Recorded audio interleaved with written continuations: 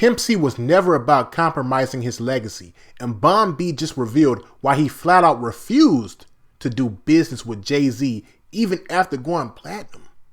On the My Expert Opinion podcast, Bun B breaks down the real story behind Big Pimping, the international anthem that Pimp C helped create it, but almost walked away from.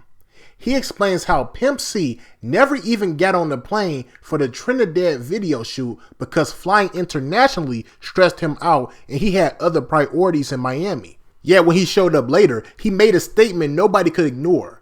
New convertible, mink coat, energy through the roof.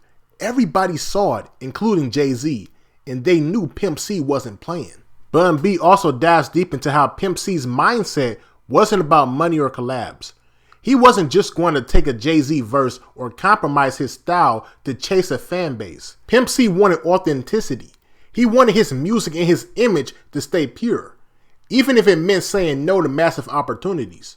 That's why some of the biggest names in hip-hop respected him and why his presence still resonates today. Now I'm about to play this clip for y'all, but before I do, I just need y'all to like, leave y'all thoughts down below in the comment section, and subscribe. Let's get into it. What was the energy like with the video shoot? Video shoot was different because we never got, the video shoot was meant to be shot in Trinidad, Tobago during Carnival. Yeah. And it was, but Pimp never got on the plane.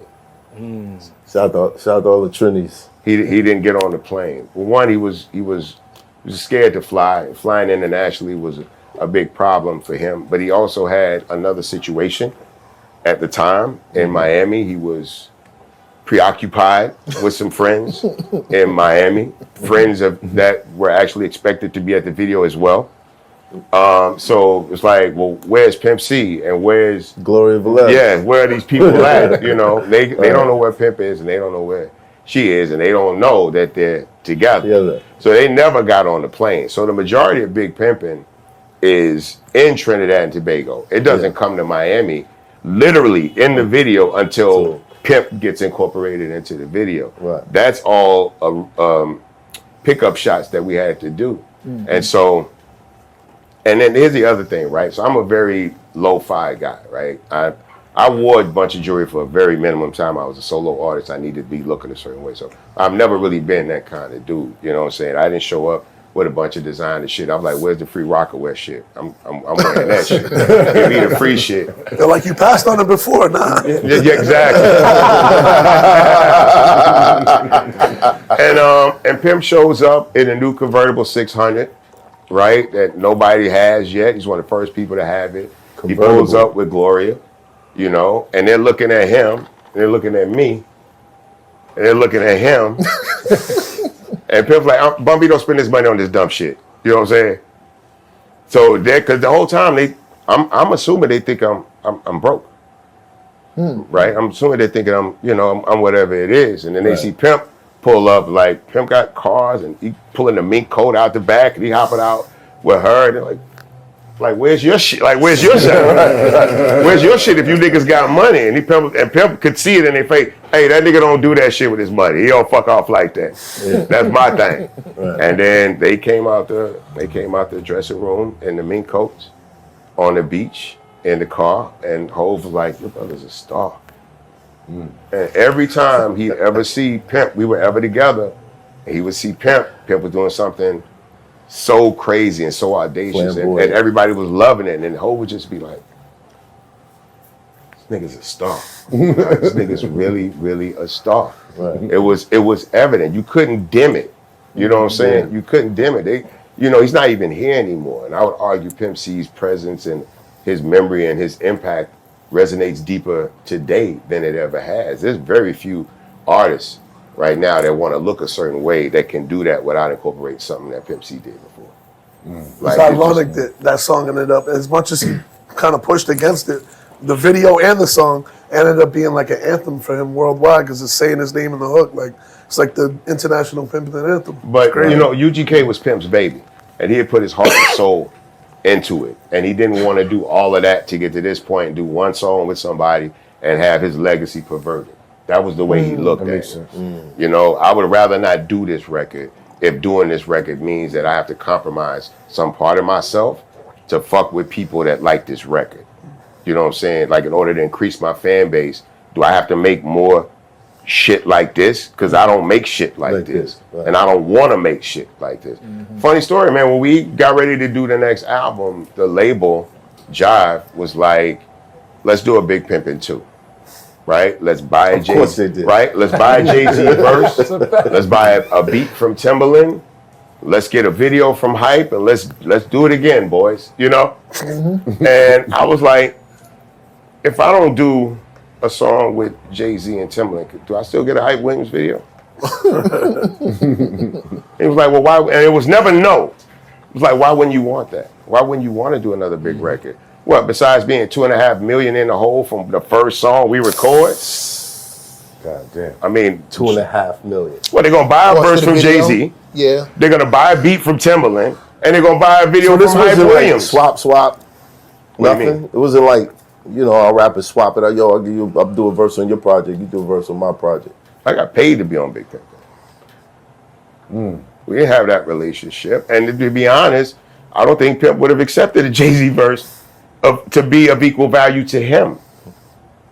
So let's just break this bread and be done with it. Right. And to be honest, Pimp and Jay didn't really have a relationship in that sense. There was a lot of mutual respect, but Hov and I were always closer. You know what I'm saying? I ended up getting a feature. You know what I'm saying? Yeah.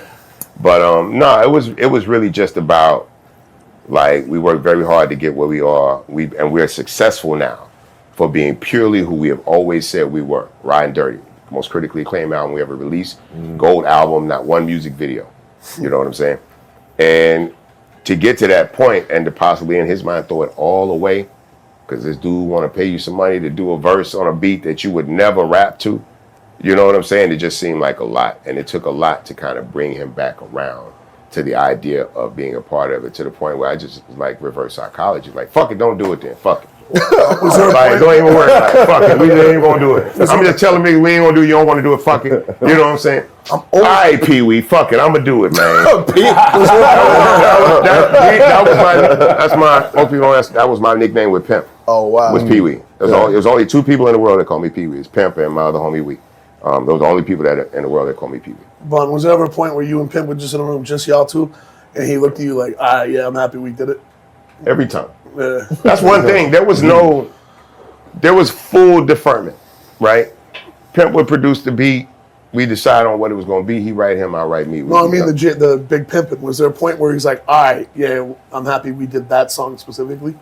No, not in that sense. I mean, he was glad it worked out, but Big Pimpin' was not like in his top 10 UGK songs. Like, He didn't even want to do another one.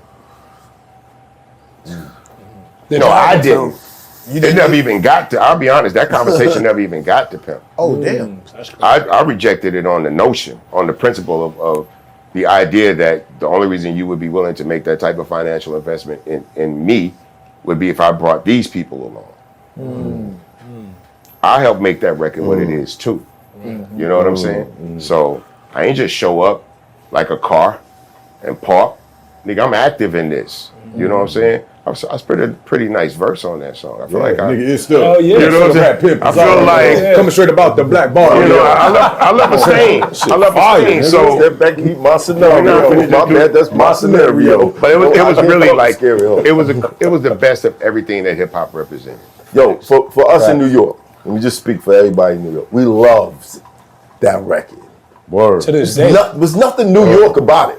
First of all, I was never used to loved. hear somebody from the South speak so clear. Like the way you deliver and the way you enunciate every word, it's like, yo, it's a punch. Boom, boom, every time. Yeah. So when I first heard it, I'm like, I was like, yo, who is it from Houston? This was supposed to be a party record. And it is Right. a party record. It's one of the biggest party records ever made. But I'm not giving a fuck about the party.